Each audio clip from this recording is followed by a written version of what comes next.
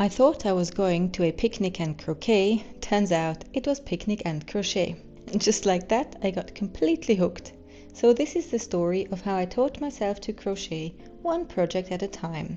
At that picnic, I started my very first project, a simple tote bag, no pattern, just going in circles.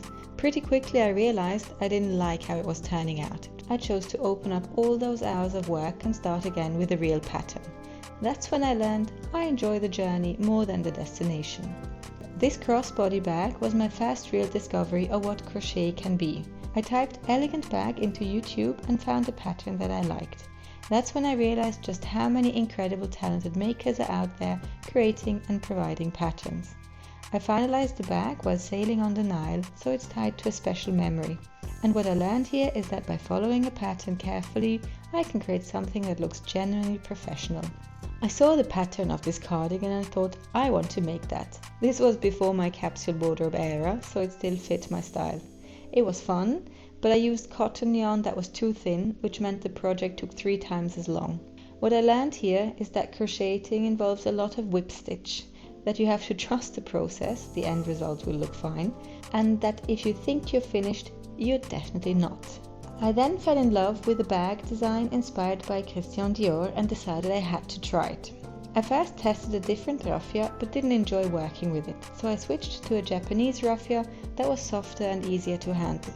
I loved making all the little flowers and leaves, quick pieces that came together fast. But then came the assembly.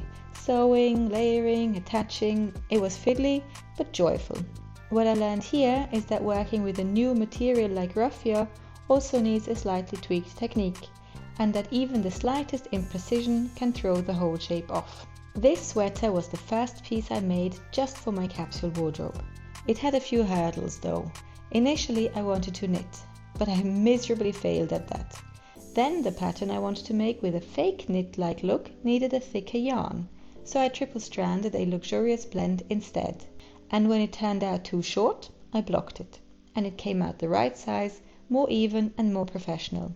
This was the project where I started thinking more deliberately about what I was making.